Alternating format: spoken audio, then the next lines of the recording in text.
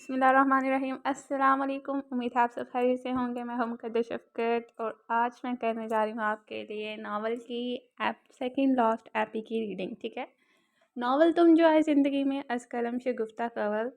तो देखा था हमने पीछे कि अमसाल का एक्सीडेंट हुआ और वह बहराम शाह को बचा रही है। द रीज़न बिहाइंड दिस हमें नहीं पता और यही तो इंटरेस्टिंग होने वाला है कि इस सेकंड लास्ट एपिसोड में कौन सा धमाका होने वाला है, क्योंकि हमारे सीज़न 1 का इतनी ही एपिसोड्स थी और इसकी सेकंड लास्ट एपिसोड आज होने वाली है। तो देखते हैं फिर आगे क्या होना है। अगर आप चाहते हैं कि हम सेकंड सीज़न को रीड करें या फिर आप इसका सेकंड पार्ट चाहते हैं तो काइंडली आप इसकी कमेंट बॉक्स में हमें रिकमेंडेशन दें या रिक्वेस्ट जो भी आप कहना चाहें आप वो हमें कहें, तो फिर हम उसकी भी रीडिंग करेंगे। इवन ओके, तो देखते हैं फिर यहाँ पे क्या हो रहा है, नावल में क्या होता है, अमसाल क्यों छुपा रही है। और अब आदिल को पता चला है कि वो कह रही थी कि उसका वैसे एक्सीडेंट हुआ बट हेयर यहाँ पे उन पे हमला हुआ है, तो आदिल का रिएक्शन क्या होगा। तो चलें करते हैं स्टार्ट। वो इनका एक्सीडेंट हुआ है ना, ओहो मैं भी ना, आपको कैसे पता होगा, आप कौन सा यहाँ थे। जरवा ने माथे पर हाथ मारा। मैं बताती हूँ साले, आप ही का ना कल एक्सीडेंट हुआ है और आपको पता है अदीत भाई कह रहे थे कि एक्सीडेंट करवाया गया है, गाड़ी के टायर से बुलेट मिली है और इससे कुछ दिन पहले किसी ने इनको गोली भी मारी थी जो इनके बाजू में लगी थी। जरवा के पास उनका वो सकते में आ गया था। भाई भाई क्या हुआ। जरवा ने इसको स्टिल देखा तो बाजू से पकड़ के हिलाया। हाँ हूँ, ये मुझे दे दो, मैं वहीं जा रहा हूँ। आदल ने इसके हाथ से बॉल पकड़ा तो वो कंधे झुकाती वापस मुड़ गए। दस्तक देकर वो अंदर दाखिल हुआ तो मिसाल काउच पर बैठी हाथ में रिमोट पकड़े चैनल चेंज कर रही थी। अरे एसपी साहब क्या लेकर आए हैं। मैं बता रही हूँ मैं फीका सूप नहीं पीऊँगी। अमसाल अपनी ही धुन में बोले जा रही थी। इसने सूप इसके सामने रखा और गहरी नज़रों से इसका जायज़ा लेने लगा। अगर ये ले ही आए हो तो पिला भी दो, मैं खुद नहीं पी सकती। अमसाल ने इसके सामने अपना दाहिना बाजू लहराया। इसको यूं देखता पाकर इसे झुंझुलाहट हो रही थी। ये सब कैसे हुआ। आदिल ने इसके हाथ से रिमोट लेते हुए टीवी ऑफ किया। रात बताया तो था, लगता है भूलने की बीमारी है तुम्हें। एक्सीडेंट कैसे हुआ था। चम्मच भर के सूप इसकी तरफ बढ़ाया। मुझे नहीं चम्मच से पीना, हलक भी गीला नहीं होता, तुम ऐसे ही पिला दो। मैंने कुछ पूछा है। आदि क्या हो गया, बताया तो है, ब्रेक सच सुनना है मुझे। तो बता तो रही हूँ कि तुमने शायद सुना नहीं। मैंने कहा कि सच सुनना है मुझे, तुम्हें समझ नहीं आ रहा। आदल ने बॉल टेबल पर पटा वो खामोशी से लत काटने लगी। साले मजबूर मत करो कि मैं तुमसे सख्ती से पेश आऊँ, क्योंकि बात तुम्हारी है और मैं रत्ती बराबर भी कंप्रोमाइज़ नहीं करूँगा। इसने गहरी सांस लेते हुए बताना शुरू किया। इतना सब कुछ हो गया और मैं बेखबर। लानत हो मुझ पर। कौन था मुझे क्या पता। सूप तो पिलाओ ना, ठंडा हो रहा है। मुझे 5 साल हो गए हैं पुलिस सर्विस में। एक नज़र में पहचान लेता हूँ कि सामने वाला झूठ बोल रहा है और तुम इस वक्त झूठ बोल रही हो साले। आदल ने इसका चेहरा अपने दोनों हाथों में लेते हुए कहा तो इसकी आंखों में नमी उभरी। मैं किसी को भी खोना नहीं चाहती आदि, ना अपने भाइयों को, ना तुम्हें, ना ही किसी और को। ऐसा कुछ नहीं होगा, तुम बताओ कौन था। आदल ने इसकी आंखें झाँकी। आओ मेरे साथ। हमसाल ने गहरी सांस लेते हुए इसका हाथ पकड़ा और अदीत के कमरे के बाहर जाकर इजाज़त रुकी। इजाज़त मिलने पर अंदर दाखिल हुई। तुम्हें जानना है ना कि इस सब के पीछे कौन है। ड्रेसिंग टेबल के सामने खड़े अदीत के सामने रुकी। हाँ बताओ कौन है। ऐसे नहीं बताऊंगी। फिर अदीत के पूछने पर अमसाल ने इसका हाथ उठाकर अपने सर पर रखा। खाओ मेरी कसम कि तुम दोनों कुछ नहीं करोगे, इसे हाथ तक नहीं लगाओगे। अमसाल की बात सुनकर अदीत ने इसके सर से हाथ हटाया। ऐसा मुमकिन ही नहीं। अदीत तुम मुझे मना कर रहे हो। अमसाल ने अपना सबसे बड़ा हथियार, आंखों में मोटे मोटे आंसू भरे थे जहाँ वो बेबस हुआ था। अच्छा ठीक है, तुम्हारी कसम कुछ नहीं करूँगा। कुछ नहीं कहूँगा। यही कसम तुम पर भी लागू होती है एसपी साहब। इसने भी सर हिलाकर हामी भरी। बहराम शाह। तो इससे पता चल गया कि इस दिन तुमने इसे अगवा किया था। अदीत ने पूछा। नहीं ये और बात है। और क्या बात है, आदल ने पूछा। अभी नहीं बता सकती और तुम दोनों ने मुझसे प्रॉमिस किया है कि इसे कुछ नहीं कहोगी। अगर वादा खिलाफी की ना तो अदी मैं बता रही हूँ, मैं खुद को शूट कर लूँगी। इसकी बात सुनकर बेयकीनी से दोनों की आंखें फैली थी। साले क्या कह रही हो। अदीत ने हैरत से इसे देखा था तो इसने दोनों को पकड़कर काउच पर बिठाया और खुद इनके सामने नीचे घुटनों के बल बैठी। मैं नहीं चाहती कि दो खानदानों में दुश्मनी पैदा हो। मैं जानती हूँ अगर वो आपके हाथ लगा तो आप इसे मार देंगे, बदले में इनके घर वाले आपको नुकसान पहुँचाएंगे और ये सिलसिला लंबा चल निकलेगा। मैं आप में से किसी को भी नहीं खोना चाहती ना अदी। अगर तुम में से किसी को कुछ भी हुआ तो मैं मर जाऊँगी, नहीं रह पाऊँगी। प्लीज़ तुम समझो ना मुझे। अमसाल ने रोते हुए इसके घुटनों पर सर रखा। अच्छा ठीक है, मैं कुछ नहीं करूँगा, तुम रो नहीं, उठो यहाँ से। कितनी बार कहा है कि मेरे सामने यूँ नीचे नहीं बैठा करो। अदीत ने इसके आंसू साफ करते हुए उठाकर अपने साथ बिठाया तो इसने अदीत के कंधे पर सर रखा। और अगर वो दोबारा आया तो आदिल ने अपना हर्षा जाहिर किया। तो आई प्रॉमिस इस बार खाली हाथ नहीं जाएगा। ऐसा सबक सिखाऊंगी ना कि सारी ज़िंदगी नहीं भूल पाएगा कि किसी अमसाल शाह से पाला पड़ा था। अमसाल ने दांत पीसते हुए जैसे दांतों के नीचे बहराम शाह। रियली? अभी तुम मुझे अच्छे से जानते हो फिर भी कह रहे हो इस जैसे कई सीधे काट चुकी हूँ वो भी तो फिर अभी बच्चा आया है। अमसाल ने इसके कंधे से सर उठा कर कहा तो वह हंस दिया। अच्छा मैंने तुम्हारी बात मानी है अब तुम्हें मेरी एक बात माननी होगी। अदीत उठकर अलमारी के पास आया। मैंने सही कहा था जहाँ मुझे होना चाहिए वहाँ तुम्हारे भाई होते हैं। आदिल का इशारा इसके अदीत के कंधे पर सर रख कर बैठने की तरफ था। आदिल की बात सुनकर इसने जल्दी से अदीत की तरफ देखा जो अलमारी से कुछ ढूंढ रहा था। समझ गई हो या खुल कर बताऊँ? आदिल ने मानी है इसे कहा तो वो छीन के। अदीत ने एक घड़ी लाकर अमसाल के हाथ पर बांधी। कुछ भी हो जाए तुम इसे अपने हाथ से नहीं उतारोगी, कभी भी नहीं उतारोगी, ठीक है ना? इसकी ताकीद पर इसने सर हिला दिया। अच्छा मैं अब चलती हूँ। अभी तक नाश्ता भी नहीं किया तुम? अमसाल ने आदिल को अपने कमरे में दाखिल होते देखा। एक और बात पूछनी है, पूछो। बहराम साहब की इतना सब कुछ करने की वजह दिमाग खराब हो गया इसका। हटो मुझे नीचे जाना है, दादू बुला रही हैं। जब तक तुम मुझे बताओगे नहीं मैं तुम्हें यहाँ से हिलने भी नहीं दूंगा। कहता है तुम्हें छोड़ दूँ, रिश्ता भेजना चाह रहा है अपना, तुमसे डिवोर्स लेने का बोल रहा था। अब होश। इसकी बात सुनकर आदिल ने तेवनियां चढ़। तो तुमने क्या कहा? मना कर दिया। अब जैसे भी हो निकाह तो हो चुके। हम सालने से चढ़े। अब तो बात इतनी कैसे बढ़ी? धमकी दे रहा था कि या तो इसकी बात मान जाऊँ या फिर वो तुम्हारी जान ले लेगा। तो तुमने क्या कहा? जाने दो। वो क्या जाने वो क्या सुनना चाह रहा था? कहना क्या था? इसकी बात पूरी होने से पहले ही इसका गिरेबान मेरे हाथों में था कि अगर ऐसा कुछ सोचा भी तो इबरतनाक मौत दूंगी। अमसाल की बात सुनकर आदिल के होंठ गहरी मुस्कुराहट में डले थे। इतनी मोहब्बत हो गई इस 2 नंबर एसपी से कि इसके खिलाफ बात भी नहीं सुन पाई। आदिल ने एक कदम इसकी तरफ बढ़ाया। तुम फिर से फ्लर्ट करने की कोशिश कर। अमसाल 2 कदम पीछे हुई। तो क्या नहीं करती हो? आदिल ने एक कदम मजीद आगे बढ़ा। बिल्कुल भी नहीं। अमसाल एक कदम मजीद पीछे हटी। मगर रात को तो कोई बहुत ही बड़ी बेचैनी और बेसब्री से इंतज़ार कर रहा था। मुझे देखते ही इसकी आंखों में जो चमक आई थी वो काबिल दीद थी। इसकी मुस्कुराहट देखकर निसार होने को जी चाह रहा था। आदिल ने इसको पकड़ कर अपने पास किया। तुम वाकई ही मिशन पर गए थे ना? तुम्हारी हरकतें देखकर मुझे शक हो रहा है। जब से आए हो इसी तरह की उल्टी सीधी बातें कर रहे हो। अमसाल ने अपना हाथ छुड़वाने की कोशिश की। पता नहीं यार मगर दिन ब दिन अजीज होती जा रही हो। अगर यही हाल रहा तो किसी काम का नहीं रहूँगा। एक बात कहूँ? अमसाल ने इसके करीब होते हुए कहा। इसके चेहरे को अपने हाथों में लिया। कहो। इसको खुद के इतना करीब देखा वो कहीं और ही पहुंच चुका है। तुम जानते हो कि मैं क्या हो? इसके शहर में जकड़ा जा रहा है। तुम मुझ पर लाइन मारी हो। अमसाल की बात सुनकर इसका सूर टूटा था। ला हौला वला कुव्वता। इसने सर झटका। शायरी भाई आप? अमसाल ने इसके पीछे देखते हुए कहा तो इसने जल्दी से इसका हाथ छोड़ा तो वो दरवाजे की तरफ भागी। ये चीटिंग है यार। आदिल ने दूर खड़ी अमसाल को देखते हुए कहा तो वो जुबान चढ़ाती नीचे चली गई। मुसाफा हाथ फेंक कर रह गया।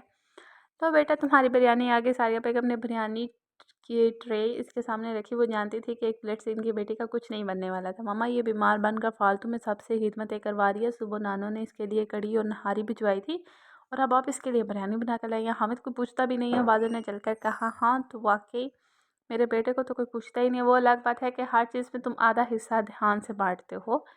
हाँ तो जब मुझे मेरा हक नहीं मिलेगा तो मुझे आवाज़ उठानी पड़ेगी। अगर तुम पास नहीं आए ना तो तुम्हारी आवाज़ के साथ साथ तुम्हारा गला भी दबा दूंगी। एक हाथ अब भी मेरा सलामत है। अमसाल का इशारा इसकी प्लेट की तरफ था जहाँ वो बड़े इन्हमाक से बिरयानी और बोटियों का पहाड़ बनाने में मसरूफ़ था। खबरदार जो तुम दोनों ने कोई फैलावा डाला और बाजी तुम बहन को भी खिलाओ। मैं ज़रा तुम्हारे बाबा को चाय दे आऊँ। सारिया बेगम कहती बाहर निकली। हाँ याद आई तुम्हारे और जरवा के बीच क्या चाल रहा है? कुछ नहीं यार वो कुछ दिन पहले मेरे पास आई थी कि इसे यूनी में एडमिशन लेना है तो आधा भाई से परमिशन दिलवाने में इसकी हेल्प करें। अच्छा और ये मोबाइल का क्या चक्कर है और तुम इससे राब्ते में क्यों थे?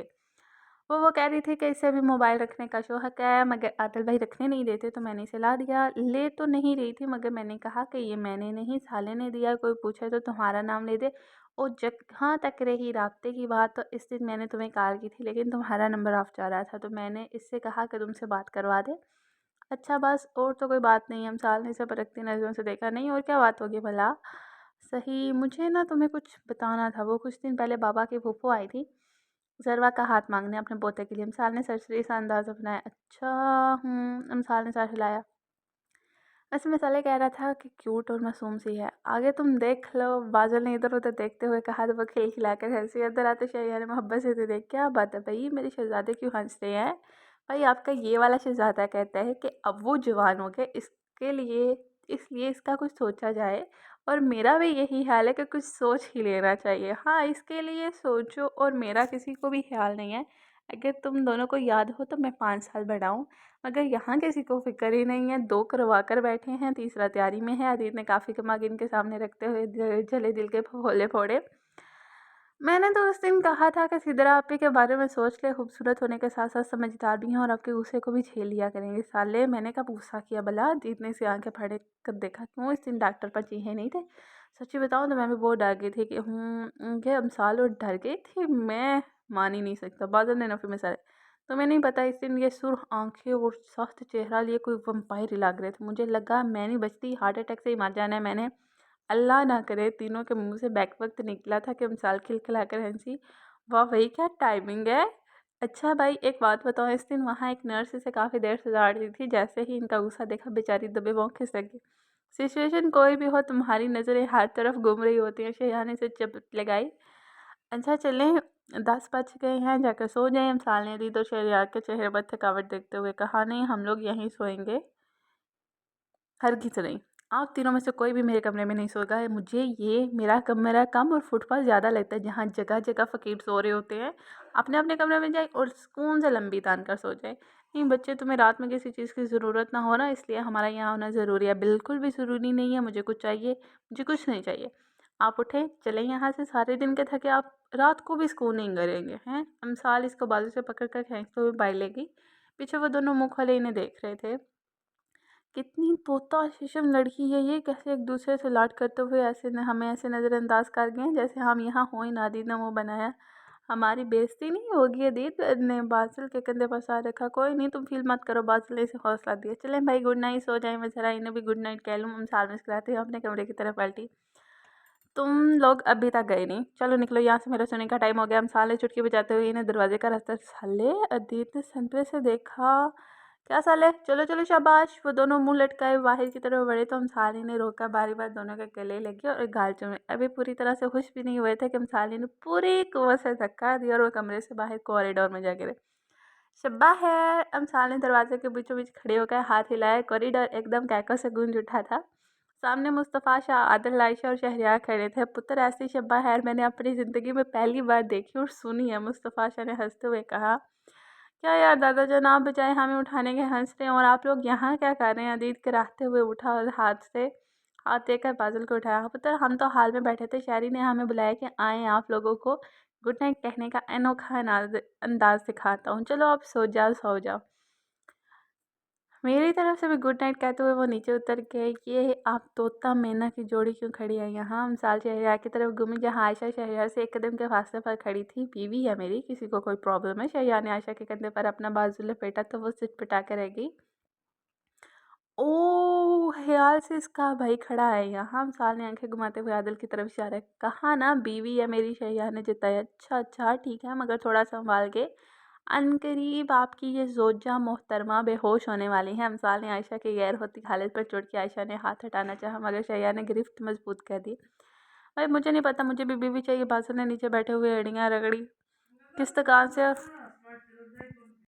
किस दुकान से और कौन सा ब्रांड चाहिए? हमें भी ला दे, हम भी अब भी ला देते हैं अपने भाई को। अमसाल ने दरवाजे से टेक लगाते हुए से पीछे, कहीं से भी ला दो, कोई सा भी ला दो, बस ला दो। बादल ने बच्चों की सी मासूमियत से कहा।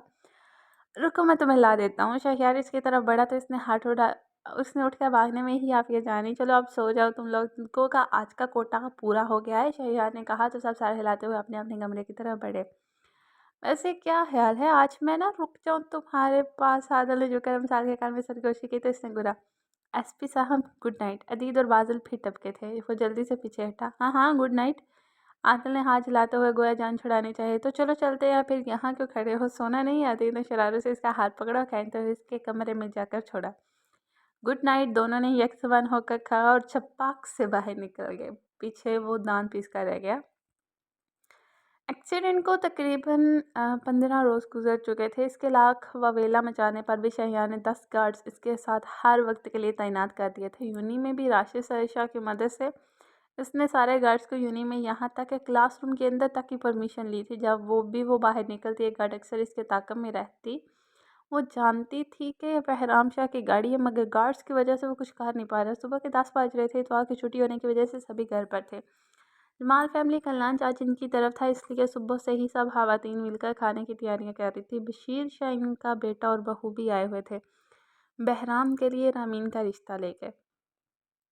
कि वो टूटा हुआ रिश्ता फिर से जोड़ना चाहते थे। वो हवेली की छत पर खड़ी, इस वक्त भी बहराम की गाड़ी हवेली से कुछ फासले पर खड़ी देख रही थी।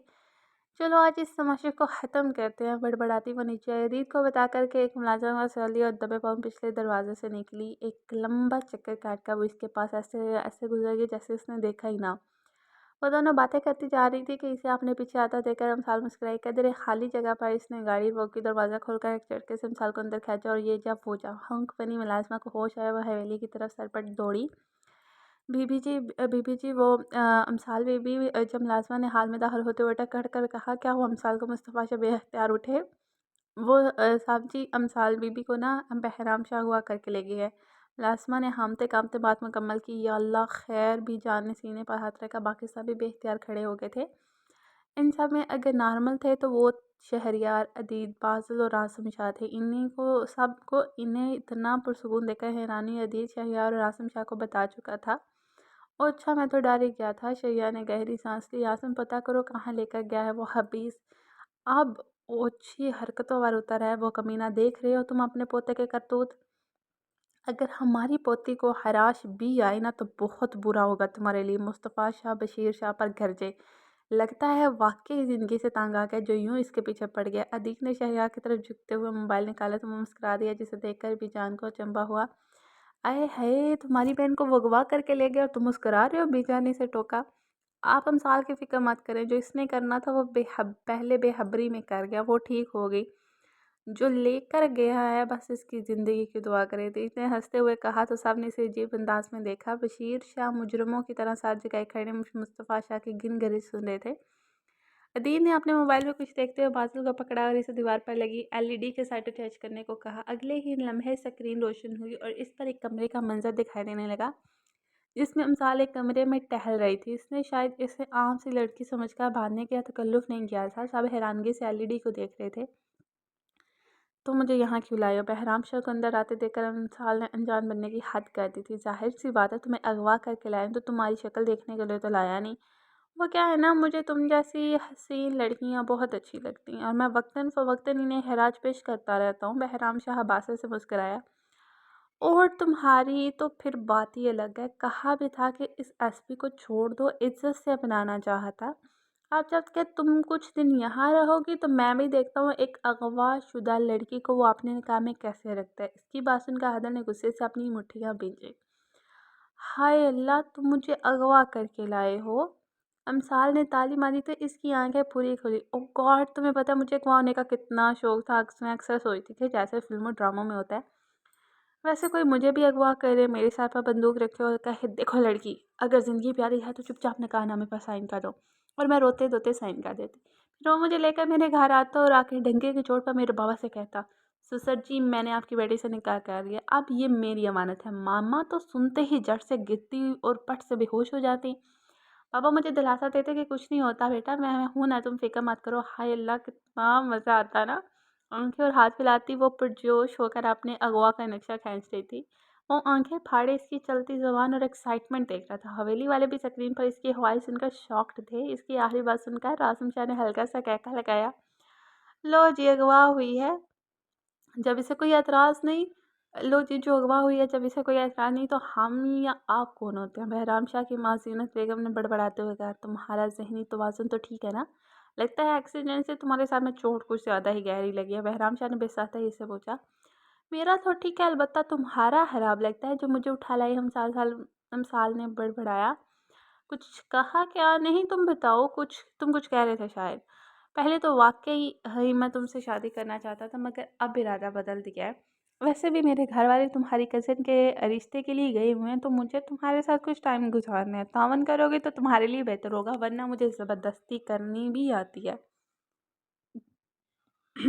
इसकी बात सुनकर लाउंज में बशीर शाह ने खा जाने वाली नज़रों से अपने बेटे को देखा था। मुस्तफ़ा शाह ने बड़ी मुश्किल से अपना गुस्सा ज़ब्त किया हुआ था। इनका बस नहीं चल रखा था, वो कुछ कर बैठते। रिलैक्स दादा जानी, भरोसा रखें, कुछ नहीं होगा इसे, मैं ऑलरेडी वहाँ पे सिक्योरिटी भिजवा चुका हूँ, बस एक कॉल की देर है। अदीन ने पानी का गिलास इनकी तरफ बढ़ाते हुए आगाह किया। ओह कोई बात नहीं, तुम क्यों दे रहे हो, वैसे भी काफ़ी दिन हो गया, मैंने भी एडवेंचर नहीं किया। तामन तो ऐसा करूँगी कि आज तक ना ही किसी ने किया होगा ना देखा होगा। अमसाल ने अपने दोनों हाथों की उंगलियां आपस में फंसाकर सीधी की और बाजू ऊपर किए। शैया ने सोफे पर पीछे की जानिब टेक लगाते हुए टांग पर टांग चढ़ाई। वो इसके हर अंदाज को अच्छे से पहचानता था। आहर को इसका उस्ताद रह चुका था और अपने शागिर्द पर पूरा भरोसा था, जबकि बाकी सब इसकी बात सुनकर शौक हुए थे। जैसे ही वो सरशार से आगे बढ़ा, वो भूखी शेरनी की तरह इस पर झपट पड़ी और इससे पहले कि वो संभलता वो इसके चेहरे का नक्शा बदल चुके थे। लाउंज में सभी अफराद हक्का बक्का बैठे स्क्रीन को देख रहे थे, जहां वो बहराम शाह को अपना पंचिंग बैग समझकर मार रही थी। तुम्हें तावन चाहिए था ना, अब क्या हुआ, मैं तो कह रही हूँ तुम भी तो थोड़ी हिम्मत करो ना, अमसाल ने इसे किक मारते हुए कहा। बहराम शाह की माँ ने बेसाहता अपने सीने पर हाथ रखा था। हरामजादे, तू जानता नहीं उठा के किसे लाया है? तुम्हें क्या लगता था कि मैं तुम्हारी मारी गई गोली और करवाया गया एक्सीडेंट भूल जाऊंगी? कहा था ना एक बार में सारे हिसाब चुकाऊंगी। तुम्हारा वो हाल करूंगी कि सारी जिंदगी अपने मर्द होने पर शक करते रहोगे। इसने एक और किक लगाई थी। दुनिया में अभी तक कोई ऐसा माँ का लाल पैदा हुआ जो अमसाल रासम शाह को अगवा कर थी। तुझे क्या लगता है तूने मुझे अगवा किया? अगर आज मैं बगैर गार्ड्स के निकली हूँ तो सिर्फ तुम्हारा दिमाग सेट करने के लिए। मुझे पता था कि अगर तुम ऐसी ही कोई नीच हरकत करोगे, सच्ची कहूँ तो जब जब सामने आते थे ना, पता नहीं क्यों वहाँ में तुम्हारी तो हरकत बनाने को दिल करता था। तो मैंने सोचा कि चलो तुम पर हाथ साफ करने से इससे अच्छा मौका नहीं मिलेगा। वो क्या कहते हैं ना कि रस्म दुनिया भी है, मौका भी है और दस्तूर भी। तुझ जैसे कुत्तों को सीधा करना अमसाल शाह के बाएं हाथ का काम है। अमसाल ने गुराते हुए इसके मुंह पर थप्पड़ लगाया। वैसे ऐसी फैंटी तो तुमने थाने में भी नहीं लगाई होगी आज तक। सच में बहुत मज़ा आ रहा है, जब भी तुम्हारे साले इतने सुकून से बैठे थे। अमान ने आदिल के कान में कहा तो मुस्कुराए। घटिया इंसान, अब तक तू जितनी लड़कियों की ज़िंदगी खराब कर चुके, सो कर चुके, अब आइंदा के लिए तुम इस काबिल नहीं रहने दोगे। इसकी मार खा के वो नीम बेहोश हो चुका था। इसको बेहोश होते देखकर इसने पाँव पड़ा जग पर। पास पड़ा पानी का जग इसके ऊपर उल्टा तो इसने कराते हुए आंखें खोली। चल अब बोल, कहाँ जाना है? अस्पताल या हवेली? लेकिन कोई भी फैसला करने से पहले एक बात याद रखना, अगर तो अस्पताल जाना है तो इतनी मार और खानी पड़ेगी, क्योंकि अभी मेरा 10% गुस्सा भी नहीं उतरा। और अगर हवेली जाना है तो याद रखना, मेरे 3 भाई, शोहर और 2 कज़न्स हैं, ताया दादा जानी और बाबा जानी, कुल मिला के ये 10-11 लोग बनते हैं और इतने ही जमाल शाह फैमिली के हैं। अगर इन सब का एक एक थप्पड़ भी पड़ा ना तो गुंदा हुआ आटा बन जाओगे। चाहे कोई चपाती बना ले, चाहे कोई पराठा। साल इसके बाल मुट्ठी में जकड़ कर खींचे। हवेली हवेली जाना है? बहराम शाह ने अटकते हुए कहा। इसने सोचा हवेली जाकर किसी न किसी तरह जान बख्शी करवा लेगा, मगर इसके हाथों मजीद दुर्गा सहने की हिम्मत नहीं थी। इस वक्त वो इसे किसी डायन से कम नहीं लग रही थी। रह रह कर इस लम्हे को कोस रहा था जब इसे उलझने का सोचा। अभी तक वो बाहर से भी इसकी मदद को कोई नहीं आया था, जबकि जिस जगह वो मौजूद था वहाँ पर ड्राइवर, इसके चंद गार्ड्स के अलावा कोई नहीं था। कमरा चूंकि साउंड प्रूफ था तो बाहर आवाज़ ना जा सकी। मेरे बेबी को वेली जाने माशद के मावारी अभी चलते हैं। इसकी बात पर लाउंज में सबकी एक हल्की सी हंसी गुंजी थी। इधर उधर देखने पर सबको कुछ ना मिला तो खिड़की का पर्दा खींचा, इसको 2 हिस्सों में दरमियान से फाड़ा। आधे से इसके दोनों हाथ पकड़कर पीछे की चेन में बांधे और आधे से इसके मुंह पर बांधा। इसको वहीं छोड़कर वो बेड की दराज की तलाशी लेने गई। इसमें से कुछ ना पाकर वो अलमारी की तरफ बढ़ी। इसको खोला तो इसमें से पिस्टल पड़ी नजर आई। इसको उठाकर चेक किया तो इसमें से 6 गोलियां थी। पिस्टल को लोड करके इसने एक हाथ में पकड़ा, दूसरे से बहराम शाह का गिरबान पकड़ा और खींचती बाहर ले गई। स्क्रीन पर देखते सभी अफराद जो अभी तक मुंह खोले इसको पिटता देख रहे थे, यूं बेखौफी से पिस्टल को चेक करते और लोड करते देखकर इनकी आंखें फैली थी। जैसे ही वो बाहर निकली, बहराम शाह के गार्ड्स हैरत से मरने वाले हो गए। जो हालत वो इसकी तवक्को कर रहे थे वो बहराम शाह के थे। वो लड़की इनके पास को गिरेबान से पकड़ कर खींचते हुए ला रही थी।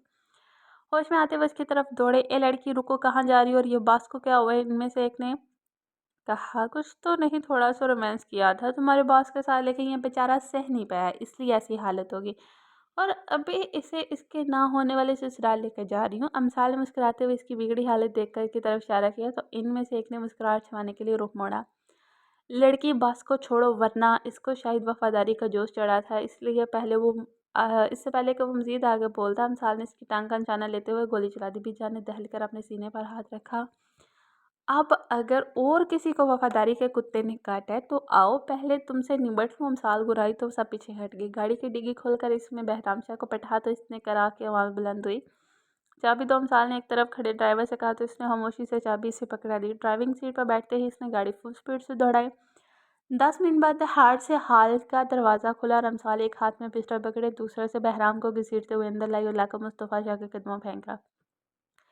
ये ले दादा जान आपका होते होते रह जाने वाला दामाद। अमसाल ने हाथ झाड़े, सभी आंखें फाड़े। कभी अमसाल को देखते तो कभी मुस्तफ़ा शाह के कदमों में पड़े बहराम शाह को, जिसकी हालत बदतर थी। सारा मुंह नीलो नील और सूजा हुआ और मुंह से खून निकल रहा था। वो नीम बेहोशी की हालत में पटा कर आ रहा था। यार आशी आपको कुछ खाने को दे दें, बहुत भूख लगी है। इसके महीने को भी सिर्फ अगवा करने का पता था, ये नहीं हुआ कि कुछ खाने का ही बंदोबस्त कर लेता। कब की निकली हुई हूँ। अमसाल ने वापस अपनी टोन में आते हुए आयशा से कहा और पिस्टल आदिल की तरफ फेंका, जिसे इसने कैच कर लिया था। हाथ हो गया। इस लड़की को इस सिचुएशन में भी खाने की पड़ी। आदिल दांत पीस कर रह गया। यार आप लोग खड़े क्यों हैं? ले जाएं इसको, पटी वटी करवाएं, इससे पहले मेरा इरादा बदल जाए। कसम से अंकल मेरे हाथों में अभी भी बहुत खुजली हो रही है। अमसाल ने बशीर शाह की तरफ देखते हुए कहा तो इनके बेटे ने सहारा देकर इसे उठाया बाहर ले गया। मैं बहुत शर्मिंदा हूँ मुस्तफ़ा, प्लीज़ माफ़ कर दो। बशीर शाह ने नदामत से सर झुकाते हुए कहा, तुम्हारे पोते की वजह से हमारी लाडली मुश्किल में पड़ गई थी। दोबारा इसने इसकी जान लेने की कोशिश की है। इससे पहले मैं दोस्ती और रिश्तेदारी को भूल जाऊं, तुम लोग जा सकते हो। हमारी पोती ने कोई कसर नहीं छोड़ी, वरना वो कमीना यहाँ से जिंदा ना जाता। छोड़े ना दादा जानी, इंसान में इनका क्या कसूर है जो आप इन्हें डांट रहे हैं। साल इनकी शर्मिंदा सूरत देखी तो मुस्तफ़ा शाह को टालना चाहा। नहीं पुत्र, गलती हमारी, हम अपने पोते के कोलोफोर के जिम्मेदार हैं। तुम भी हमें माफ़ कर देना। लड़कियों को तुम जैसा ही होना चाहिए, बाहिम्मत और पुरइत्माद। तुमने ठीक कहा था, लड़कियों को हर बात अपने बाप भाइयों की तरफ लेकर नहीं भागना चाहिए। जैसे भी सूरत हाल हो खुद ही संभालना चाहिए। मुझे फ़ख्र है तुम पे, अल्लाह सलामत रखे। बशीर शाह इसके सर पर हाथ रखते बाहर निकल गए। वो उछलते हुए जाके अदीत के पास जाकर बैठी। कहा था ना इस बार खाली हाथ नहीं जाएगा। इसके पास इनके अदीत ने कह कर लगाया। I am proud of you. Adit ने हंसते हुए कहा। इसको अपने साथ लगाया। बहू आज तो मुझे तुम बता ही दो तो तूने इसे क्या खा के पैदा किया। बीजा ने मुस्कुराते हुए कहा, वाकई सारिया आज तो मुझे भी जानना है। सुरैया शाह भी इसकी तरफ मुतवज्जा हुई तो वो बेसासा हंसी। एसपी साहब तुम्हारा कुछ गुस्सा कम हुआ है या नहीं? काफ़ी कम। एक टेरिस पर खड़े आदिल को पकड़ाते हुए अमसाल ने पूछा। अमसाल ने पूछा, तुम कम होने की बात करती हो, मेरे तो दिल में ठंडक पड़ गई। इतना तो शायद मैं भी इसका हुलिया ना बिगाड़ता जितना तुमने बिगाड़ा है। लेकिन एक बात है, मुझे अब भी थोड़ा संभल कर रहना पड़ेगा। क्या क्या पता कब तुम्हारा दिमाग घूम जाए, तुम मेरा हशर नशर कर दो। इसकी बात पर अमसाल हंसी।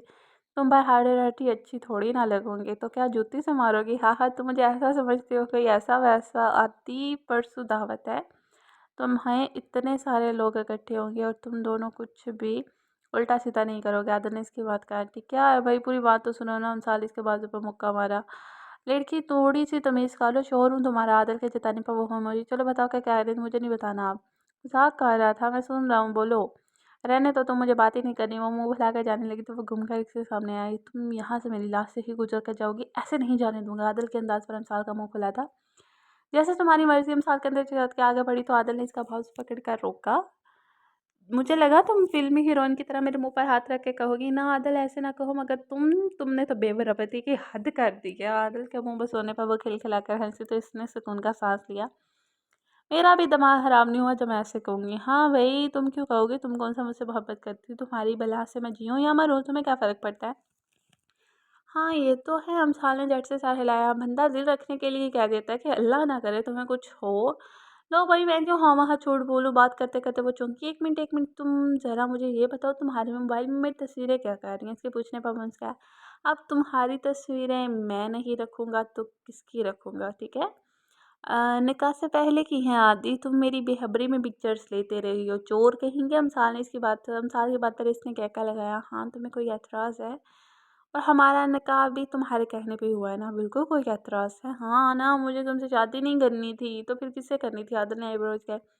किसी अच्छे से इंसान से करनी थी। हाँ मैं तो रोज़ 12 कत्ल करके आता हूँ ना। आदर ने जल कर कहा। ओहो भाई, किसी हैंडसम से हीरो टाइप के बंदे से करनी थी ना? क्यों, मुझे क्या है, अच्छा खासा हैंडसम हूँ, यूँ नहीं में लड़कियाँ मरती थी। मुझ पर इतना वेल एजुकेटेड और वेल स्टेबल बंदा मिल गया है। तुम्हें तो शुक्र करना चाहिए। आदल ने फ़ख्र से गाल उजाड़े। और जो तुम जो हर वक्त मुझ पर गुस्सा करते रहते हो, डांटते भी हो। अमसाल की बातों पर इसकी आंखें फाड़ी। मैंने कब गुस्सा किया है तुम पर और कब डांटा है? बताना ज़रा मुझे। मुझे इस दिन डांटा था वो कब? अच्छा छोड़ो ना, अमसाल को सोचने से भी याद ना आया तो वो झुंझलाई। जानता हूँ तुम्हें मुझसे भी बहुत सी शिकायतें होगी, कोशिश कर रहा हूँ खुद को बदल सकूँ, लेकिन थोड़ा टाइम लगेगा। एकदम तो नहीं ना बदल सकता ना। इसके बावजूद भी अगर मुझसे कोई शिकवा है तो तुम बता सकते हो। अदल के दिन में लाइन भेजे पर अमसाल को शर्मिंदगी ने आन घेरा। वो सही तो कह रहा था कि निकाल वाले दिन के बाद इसने इसे डांटना तो बहुत दूर की बात, कभी सच नज़र से भी नहीं देखा था। सॉरी ना, बस मजाक कर रही थी। अमसाल ने इसके कंधे पर सर रखा, लेकिन मेरा मौक़िफ़ अभी भी वही है। अमसाल ने इसके कंधे से सर उठाकर इसे देखा तो इसने नफ़ी में सर हिला दिया। तुम दोनों जैसा दगाबाज और फ्रॉड बंदा मैंने ज़िंदगी में आज तक नहीं देखा। फरहाद के पास बैठे अमसाल और बादल को सामने खड़े तेवरों से घूरा। क्यों भाई, हमने ऐसा क्या कर दिया? बादल जानकर भी इंसान बना। मैंने तुम लोगों की हेल्प की, इसलिए नहीं की थी कि अपना काम निकल जाने के बाद मेरा भूल जाओ तुम। अगर मेरा काम ना किया तो मैंने ऐलान करवा देना कि बहराम को तुम लोगों ने अगवा करवाया था। इसकी बात सुनकर अमसाल ने सदाम को कुर्सी पर खींचते हुए कुर्सी पर फिर दिमाग खराब हो गया क्या? चीख क्यों रहे हो? अभी कोई सुन लेता तो। हाँ तो सुन ले, अच्छे सबको पता चल जाए। सद्दाम अमसाल चीखी थी। ये क्या चक्कर है भाई? फरहाद के पूछने पर अमसाल के ना करने के बावजूद सद्दाम ने बताकर ही दम लिया। माय गॉड, क्या चीज़ हो तुम दोनों, मुझे यकीन नहीं आ रहा कोई ऐसे भी कर सकता है। हम कर सकते हैं ना? बादल ने फरहाद से कहा। ओके, तुम ही कर सकते हो। वैसे कज़न, तुम्हारी कल वाली फ़ाइट देखकर मज़ा आ गया। फरहाद की बात पर अमसाल चौंकी। तुमने कहाँ देखी? हमने तो टीवी पर लाइव देखी थी। हमसे मतलब कौन कौन? हमसे मतलब हम सब घर वाले। अमसाल ने बादल की तरफ देखा। बासी कैसे? मुझे अदी ने अपना मोबाइल दिया था कि एलईडी से अटैच कर दो। इसने तुम्हें कुछ दिया था? आई मीन कोई गैजेट वगैरह? हाँ, कुछ दिन पहले एक वॉच दी थी तो कहा था कि कभी भी इसको ना उतारें। अमसाल ने सोचते हुए कहा।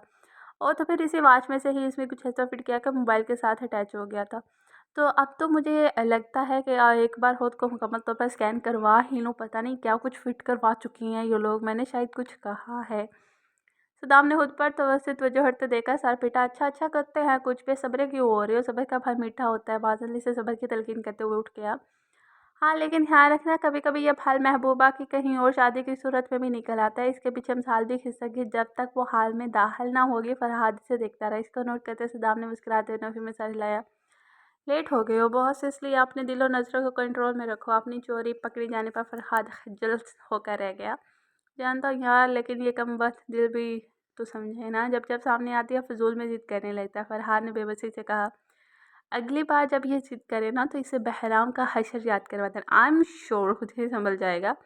सदाम की बात सुनकर फरहाद बेसाहता झरझरी दी थी। मुझे बताया गया आदिल का इंगाम साल से हुआ तो मुझे यकीन ही नहीं आया था कि कहाँ ख़ानदान भर का सबसे ज़्यादा संजीदा मजाज और खड़ूस बंदा, और कहाँ अमसाल जैसी नटखट लड़की। वो भाई मोहब्बत सब कुछ करवा देती है। तुमने देखा नहीं कितना बदल गया? गुस्सा जिसकी नाक पर दरा होता था अब इसको याद भी नहीं होगा कि लास्ट में इसने कब किसी पर गुस्सा किया था। हर वक्त इसके चेहरे पर एक मुस्कुराहट रहने लगी है। सख्ती और सर्द महर लहजा जिसका खासा हुआ करता था अब बात करता है तो बिल्ला की नरमी होती है। कभी कभी तो मैं हैरान होता हूँ कि कोई इतना कैसे बदल सकता है। सदाम के लहजे में हैरत नुमाया थी। और मेरी मानो तो खुद को यही रोक लो, किसी को बरक भी पड़ेगी ना तो अंजाम अच्छा नहीं होगा। दोनों खानदान कई सालों बाद मिले। उम्मीद करता हूँ कोई बेवकूफ़ी नहीं करोगे। सदाम इसका कंधा थपथपाता उठ गया। इसकी आंख सुबह खुली तो अमसाल को काउच पर आलती पालती मोबाइल में मसरूफ आया। सवेरे सवेरे इसको यूँ अपने कमरे पर आकर इसके होंठ पर बेसहाता सी मुस्कुराहट थी। क्या बात है जानम, रुखसत होकर आ गई हो क्या? फ़िलहाल तो पना लिया है यहाँ, तुम्हारी सास से छुपी बैठी हूँ। क्या करके आई हो? आदिल ने तकिए पर कहने के बल टिक लगाई। ज़्यादा कुछ नहीं, बस दोनों हवेलियों के किचन की गैस कनेक्शन और फ्रिज का बिजली का कनेक्शन काटा है। जो बंदा दूध लेकर आया था इसे वापस भेज दिया कि आज कोई घर पर भी नहीं है, इसलिए हमें नहीं चाहिए। घी, चीनी और पत्ती भी गायब कर दिया। क्यों? आदल ने हैरानी से एवं ही मसाले लापरवाही से शाने चुकाए वो इसे देख कर रहे। इसका मतलब आज नाश्ता नहीं मिलेगा? ऑफ कोर्स तुम्हारा क्राइम पार्टनर कह रहा है। आज भाई को जल्दी जाना था तो इनके साथ ही चले गया। अदी था ना, शहरी भाई भी चले।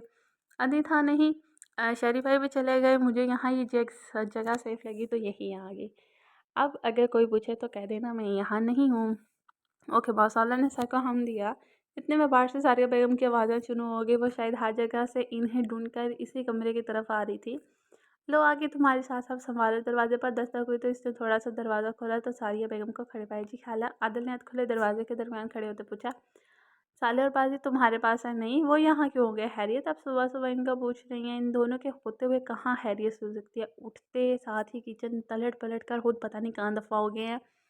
चलिए कोई नहीं, हाला आप किसी को बुलवा कर गैस और बिजली फिक्स करवा दे। आदल की बात पर जहाँ हम साल निदान के दिखाए वही साई पर जितने तुम्हें कैसे पता चला कि वो गैस और बिजली का कनेक्शन काट गया? उन्होंने मशकूक नज़र से देखे। वो हाला आपने अभी तो बताया नहीं, मैंने तो नहीं बताया, उन्होंने ना भी। अरे आप भूल गई, आपने ही तो कहा था वो बिजली और गैस का कनेक्शन काट गया, वरना मुझे कैसे पता होता? आप जाए, मैं बुलवाता हूँ किसी को। आदल ने भेज कर वापस पलटा जब साथ को खुद का गुस्सा पाया। क्या ऐसे क्यों देख रही हो? तुम्हें ढंग से झूठ बोलना भी नहीं आता आदि? पहली बार बोला है ना, आहिस्ता आहिस्ता आदत हो जाएगी। हैं? अमसाल ने चिंजबे से देखा। तुमने रोज कुछ ना कुछ ऐसा करना है ना, तो तुम्हें बचाने के लिए झूठ तो बोलना पड़ेगा ना। अमसाल ने मसनून गुस्से से कुछ नहीं इसकी तरफ उछाला जिसे आदल ने हंसते हुए कैच किया।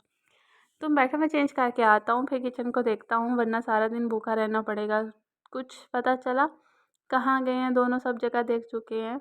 अब तो फिक्र होने लगी है। हाजरा शाह ने फिक्रमंदी से जना कहें, चौकीदार बता रहा है कि बहादुर शहरी के साथ गया और अमसाल आदल के कमरे में है, मगर मेरे पूछने पर तुम्हारा बेटा साफ मुकर गया। सारिया बेगम ने पहले बीजान और फिर हदीजा बेगम से कहा, पहले मुझे एक उम्मीद थी कि ये लड़की सुधर जाएगी, मगर इसको बचाने के लिए आदल के यूं धड़ल्ले से झूठ बोलने पर ना मुझे यकीन हो गया कि मेरी यह ख्वाहिश कभी पूरी नहीं हो सकती।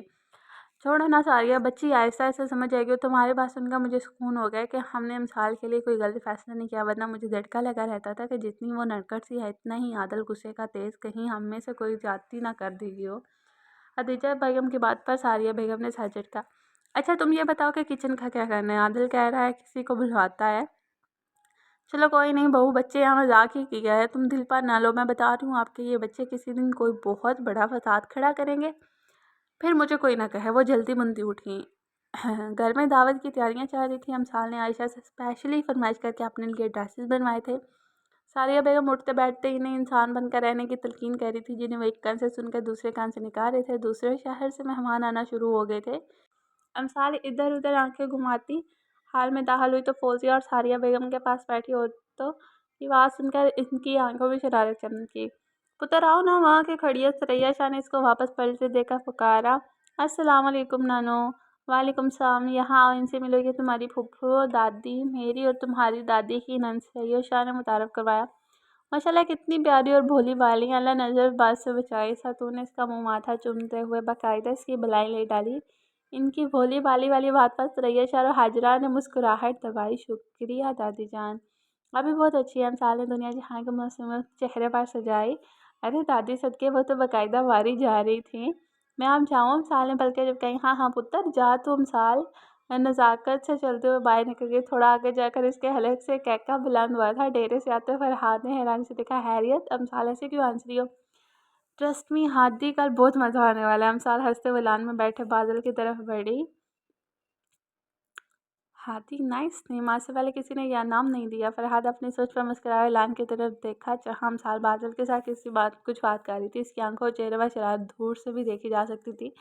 वो सर झटकता हवेली के अंदर चले गए। डीजे हाला, यहाँ गाँव में कोई सपेरा है क्या? अमसाल ने खदीजा बेगम की गोद में घुसते हुए पूछा। हाँ है तो, मगर तुम क्यों पूछ रही हो? बस ऐसे ही। ऐसे तो नहीं, कोई ना कोई शरारत ही करनी होगी। खदीजा इसके सर पर चपट लगाई। हाँ हाँ, हाला कितना समझने लगी हैं मुझे। सिर्फ हाला ही नहीं बल्कि हाला का बेटा भी समझने लगा है। ऐसे ही तो नहीं इसने सारिया से झूठ बोलना। हाँ हाला, आपको कैसे पता? तुम्हारी माँ बता रही थी। ओ तो इसका मतलब मामा को पता चल गया था। हाँ तो और क्या, तुम दोनों को क्या लगा कि हमें नहीं पता चलेगा? वैसे भी मैंने सुबह तुम्हें आदिल के कमरे में जाते देख लिया था। मामा, अगर सास बहू की मोहब्बत का अमली मुजाहरा हो गया हो तो दादू की बात सुन ले, आपको बाहर लान में बुला रही है। हाला कुछ जल रहा है, लगता है सानी ही जल रही है। पागल लड़की, वो हंसती हुई बाहर निकल गई। वैसे अगर तुम्हारा भी दिल चाह रहा है और तुम्हारी सास जाकर उठवाओ, वो रही तुम्हारी सास तो जाके उठवा लो लाड। हाँ मैं तो नजर न लगा। अमसाल ने फौजिया बेगम की तरफ इशारा किया। अब हर कोई तुम्हारी तरह बेशर्म तो नहीं हो सकता ना। तुम आजकल अक्सर आदल लाला के साथ पाई जाती हो, शामीन ने कहा। ओ बेबी, शोहर है वो मेरा। अब अगर तुम दोनों के शोहर तुम्हें मुंह नहीं लगाते तो मैं क्या करूँ? यार रमान भाई अपनी बीवी को थोड़ा टाइम दे दिया करे, बेचारी हाँ महा में जेलस फील कर रही है। मिसाल ने अमान के कानों से हैंडफ्री खींची। मैं तो हमा वक्त तैयार हूँ, कोई मगर कोई लिफ्ट मिले तब ना। अमान ने सरदा भरी। शामीन तो इसे छेड़कर पछताई थी। अब जाओ चाके टाइम दो अपने उनको। बेचारे ने ठंडी आहें बेचारे ने ठंडी आहें भर भर के ही जम जाना है। अमसाल ने शामीन के पास गुजरते हुए इसे हल्का सा पुश किया तो वो मान के पास सोफे पर चढ़ के इसको जारहाना अंदाज में उड़ते देखकर अमसाल दो दो सीढ़ियाँ फैलांगते ऊपर भागे। कहाँ जा रहे हैं तो तुम लोग? बाजुल और अमसाल बैरूनी गेट के पास पहुँचे तो गाड़ी से उतरते कासिम शानी ने रोका। एक काम से जा रहे हैं? कहाँ? और गर्ज के बगैर जहाँ भी जा रहे हो गार्ड्स को साथ लेके जाओ। यहाँ गाँव में है, बस थोड़ी देर में आ जाएंगे, गार्ड्स की ज़रूरत नहीं है। पर बेटा कोई नहीं ताया जान, हम बस यूं गए और यूं आए। मिसाल ने चुटकी बजाई और इनका जवाब सुने बगैर बाहर निकल गई। फैज़, बच्चे बाहर जा रहे हैं, तुम इनके पीछे जाओ, ख़ास ख्याल रखना जैसे जा रहे हैं वैसे ही वापस आने चाहिए, ये तुम्हारी जिम्मेदारी है, समझे? कासिम शाह ने गेट के बाहर बैठे आपने गार्ड को इनके पीछे भेजा। जी साहब। वो सारे हिलाते इनके पीछे चल पड़ा। नाना, मुझे समझ नहीं आई कि आपने दावत रखी क्यों? मिसाल ने सरैया शाह के सामने से चाय का कप उठाया। पुत्र, एक तो फरहाद इतने साल के बाद आया और दूसरा तुम लोग भी काफ़ी अरसे बाद मिले हो, तो हमने सोचा सब खानदान की दावत कर ली जाए। और फिर मैं सदाम और बाकी बच्चों की शादियों के बारे में भी सोच रही हूँ। रिश्ते देख लिए आपने क्या? नहीं, अभी तक तो नहीं, मगर देखने की क्या ज़रूरत है, रिश्ते घर में ही हैं, बस बात ही पक्की करनी है। तो क्या फारिया खाला ने बात की है आपसे? नहीं किया आपसे? नहीं। किस बारे में बात करनी थी? सिद्रा आपो के रिश्ते के बारे में कह रही थी। अच्छा, मगर मुझे कोई बात नहीं की। चलिए, मगर आप इंतज़ार कर लीजिएगा, कल ही वो आपसे बात कर लेंगे। और जहाँ तक रही सदाम की बात, तो आप इसका सोफिया से कर दें, परफेक्ट मैच है। कह तो सही रही हो, चलो फिर देखते हैं क्या होता है। ओए दादी, पिटा आई हूँ। ओए तुम्हारी दादी पिटा आई हूँ, कुछ ही दिनों में शादी का मुतवक्का है तुम्हारा, तैयारी पकड़ लो। हम साल पास से गुजरते सदाम को आवाज़ लगाई तो उसने इधर उधर देखा। यहाँ वहाँ क्या देख रहे हो? ऊपर दरख्त पर हूँ। सदाम ने ऊपर देखा तो अमसाल दरख्त की टहनी पर टांगे लटकाए चिप्स खा रही थी। या खुदा, अमसाल को इंसानों वाला काम भी कर लिया करो। वहाँ क्या कर रही हूँ? इंजॉय कर रही हूँ, सच में बहुत मज़ा आ रहा है। दरख्त की टहनी हो, साथ में चिप्स का पैकेट हो, पेप्सी और मैं हूँ। वाह क्या सीन हो गया। तुम्हें पता है इस तरह टहनियों पर बैठ कर कौन खाता है? ऑफ कोर्स मैं। नहीं, बंदर, लंगूर, गिलहरी और कौवे। सदाम ने संजीदगी से उनके ऊपर गिनती की। चूंकि शाम का वक्त था तो सारी यंग पार्टी घर पर होने की वजह से यहाँ वहाँ इकट्ठी हो गई थी। बड़ी कोई एहसान फरामोश हो, आने दो ज़रा मेरे शोहर को, एक एक बात बताऊंगी। हाँ हाँ बताना, मैं कोई डरता थोड़ी हूँ। वैसे तुम कुछ काम नाम और भूल भी रहे हो। चिड़ेले, भूतनियाँ, शहर की मक्खियाँ और चमगादड़ भी तो दरख्त पर ही रहते हैं। दरियाब ने लुकमा दिया। ओ हेलो, आराम से। हाँ, लगता है तुमने रुखसत नहीं करवानी। एक बार आदि को मना कर दिया ना तो एड़ी चोटी का भी जोर लगा लोगे तो कुछ नहीं कर पाओगे। तुम अभी मुझे ठीक से जानते नहीं। हम साल ने धमकी लगाई। हाँ भाई, जान ही तो नहीं पाए तुम्हें अभी तक। दरिया भड़बड़ाया। क्या हो रहा है यहाँ पर? आदल पुलिस स्टेशन से वापस आए तो इन सबको लान में इकट्ठे खड़े देखकर इसी तरफ आ गया। तुम्हारी मासूम बीवी को अकेला देखकर घेरे खड़े हैं। और क्या? साल की आवाज़ पर इसने सर। तुम ऊपर क्या कर रही हो? बंदर नचा रही हो। ये नज़र नहीं आ रहा? ये नज़र नहीं आ रही? हम साल ने शाहों के सहारे पर रखी पेप्सी का कैन इसकी तरफ उछाला। इसने कैच करते हुए इसे घूरा। साले, बदतमीजी नहीं करो, सबके सब बड़े हैं तुमसे। अच्छा, और ये बड़ों में से एक मुझे बंदर या लंगूर, लगड़ बगड़, उल्लू, दूसरा चड़ेल, भूतनी, पागल और चमगादड़ कह रहे थे। बाकी दो खड़े हंस रहे हैं, इसका क्या? हाँ हाँ, वैसे इनमें से आधे नामों का तो हमें भी पता नहीं था। दरियाव ने हंसते हुए सदाम के हाथ पर हाथ मारा। अभी अभी तुम कहोगे कि मैं बदतमीजी कर रही हूँ। साल ने मुंह बसेरा। चलो तुम दफ़ा करो इन्हें।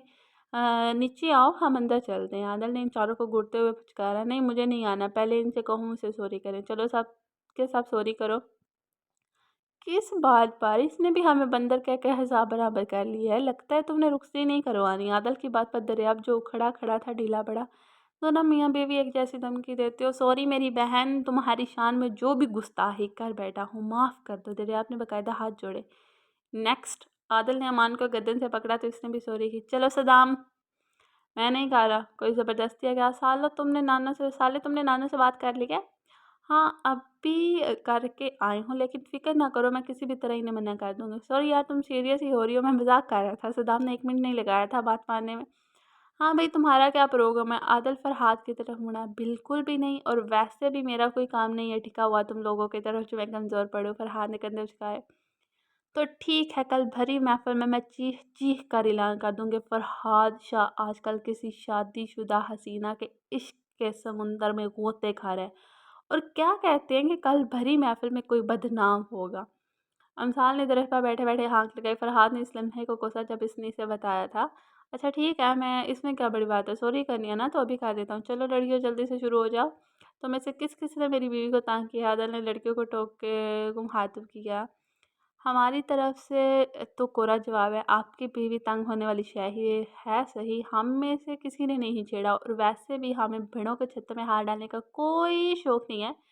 शमीर ने टकासा जवाब दिया, बाकियों ने भी इनकी हाँ में हाँ मिलाई। अच्छा चलो मिट्टी डालो तुम इन पर। अमसाल ने चिप्स के खाली पैकेट में पत्ते भर कर शमीन के मुंह पर फेंक कर नीचे छलांग लगाई।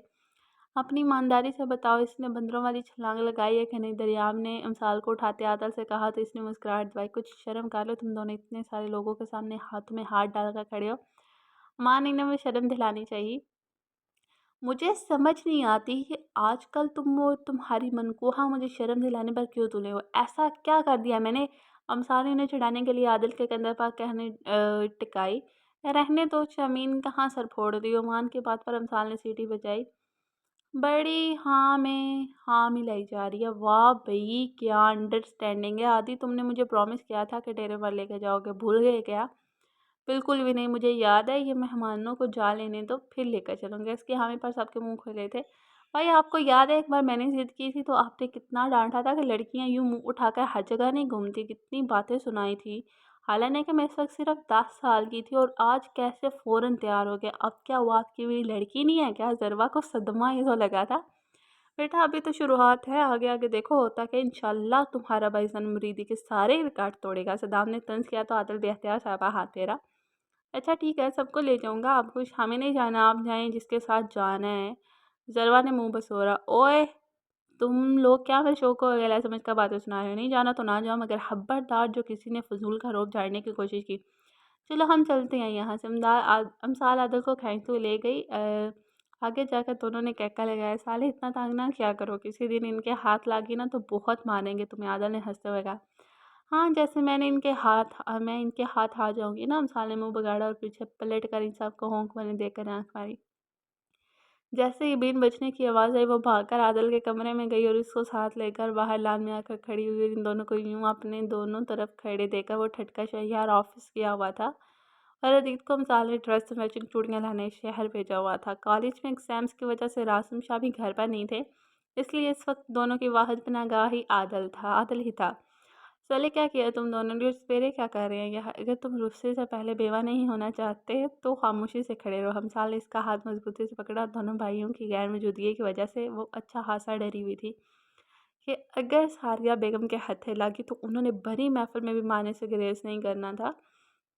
तुम लोग कर क्या रहे हो यहाँ पे? मुस्तफ़ा शाह ने 3-4 सपेरों को ज़ोरों शोर से एक दूसरे की औरत के पीछे बैन बजाते हुए देखकर टोका।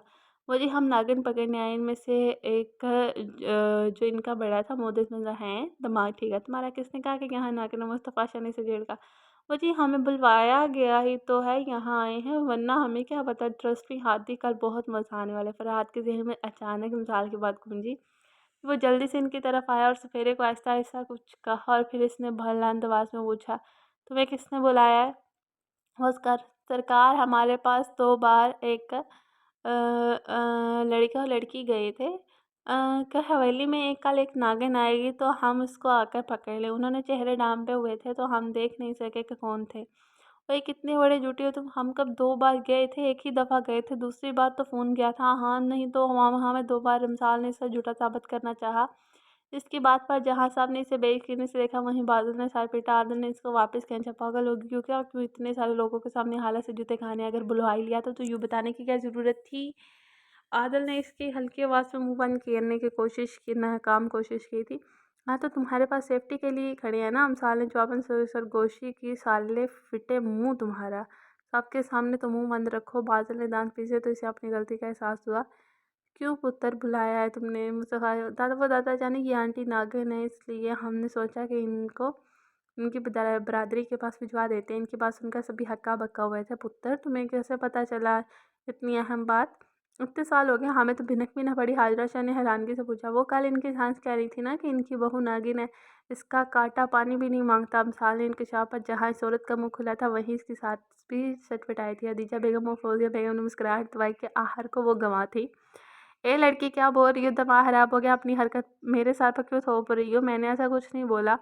ओए हाय हाय, ऐसा कुछ नहीं बोला। अब आप गलत बयानी खा रही हैं। मैंने खुद सुना था कल आप हाला और ताईजान के पास बैठी कह रही थी कि मेरी बहू नागिन है, जहरीली नागिन है, मेरे बेटे के सामने बड़ी अच्छी बनती है, लेकिन जैसे ही वो घर के बाहर जाता है अपना रूप बदल लेती है। कई रूप है मेरी बहू के, तो हमें लगा कि इनका यूँ सरेआम फिरना नामुनासिब है। फिरना मुनासिब नहीं है ना, किसी को भी ढल सकती हैं। तो वो ड्रामा फ़िल्मों में तो ये दिखाते हैं ना कि रूप बदलने वाली नागिन तो इच्छाधारी होती है। इसलिए हमने घानों के सपेरे से राब्ता किया और कहा कि गाँव में एक अच्छी इच्छाधारी नागिन आने वाली है, वो आपके आके से पकड़ लें। हम सार हाथ नचा-नचा कर इंकशाफ़ कर रही थी। दावत पर मद्दू अफ़राद आँखें और मुँह खोले इसकी गुलफ़ियाँ सुन रहे थे। एलान में एकदम सन्नाटा। नज़हत बेगम अपनी सास के सर पर जाकर, अच्छा तो मैं नाखून हूँ, ये सोचती हैं आप मेरे बारे में? नहीं पुत्र, मैंने ऐसा कुछ नहीं कहा है, वो बच्ची को गलतफ़हमी में पकड़। ना, ना आंटी, मुझे कोई गलतफ़हमी नहीं हुई, मैंने खुद सुना था आप यही कह रही थी। हम चाहें तो हदीजा खाला से पूछ सकती हैं। अम्साल ने गोया इनके ताबूत में आखिरी कील ठोंकी थी कि सब अपनी-अपनी हँसी छुपाने की कोशिश में। ना अम्मा, बच्ची झूठ नहीं बोल रही। मैं पहले ही जानती हूँ कि मैं आपकी नज़र में खटकती हूँ। और फिर जो दोनों तरफ से ये लफ्ज़ी गोलाबारी हुई थी ना, अल्लमान सारिया बेगम दिल ही दिल में इनकी तबीयत साफ़ करने का पक्का इरादा कर चुकी थी। जैसे शाम में सब लोग रुकते हुए लाउंज में पहुंची। अमसाल और बाजी शहरियार और आसिम शाह के पास बैठे हुए थे। अमसाल बेटा, यहाँ ना बात सुनना ज़रा। इनके लहजे में भला की नरमी थी। वो चूँकि गप्पे हाँकने में मसरूफ़ थी, इसलिए ध्यान दिए बगैर उठकर इनके पास।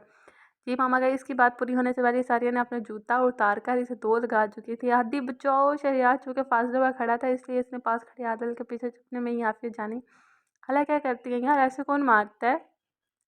आदिल, पीछे हो जाओ, खबरदार जो कोई बीच में आए। क्या हो गया मामा, कितनी ज़ोर से मारा आपने इसे? शहरयार आगे बढ़ने लगे। सारी भाई, मैंने कहा ना वहीं खड़े रहो, कहीं से कहीं ऐसा ना हो कि इनका गुस्सा तुम पर निकल जाए। ठीक है, मैं नहीं आता, आप रिलैक्स हो जाए। मुझे बताएं इतने गुस्से में क्यों हैं? इनके आने से पहले ही तमाशा खत्म हो चुका था, इसलिए वो बेखबर थे। क्या कहा, रिलैक्स हो जाऊँ? वो भी इन दोनों के होते हुए मैं कैसे रिलैक्स हो सकती हूँ? शायरी, इतने लोगों के सामने जलील करके रख दिया, तुम क्यों नहीं सुकून का सांस लेने देते हो? मुझे ज़िंदगी हराम करके रखी हुई है। ये देखो मेरे जुड़े हाथ, देख लो, माफ़ कर दो, बख्श दो मुझे तुम दोनों को पैदा करके। जो गलती कर बैठी हूँ मैं चाहकर भी इसे नहीं सुधार सकती। सारिया बेगम ने बाकायदा हाथ जोड़ दिए थे। पर क्या हुआ है, कुछ बताएंगी? नासिम शाह झुंझुलाए। हुआ क्या है, ये अपनी गंदी औलाद से पूछे, जिन्होंने मुझे हर जगह जलील करने की कसम खा रखी है। सारिया बेगम ने दोनों को खा जाने वाली नज़रों से देखा तो उन्होंने सवालिया नज़रों से हाँ भाई, शुरू हो जाओ।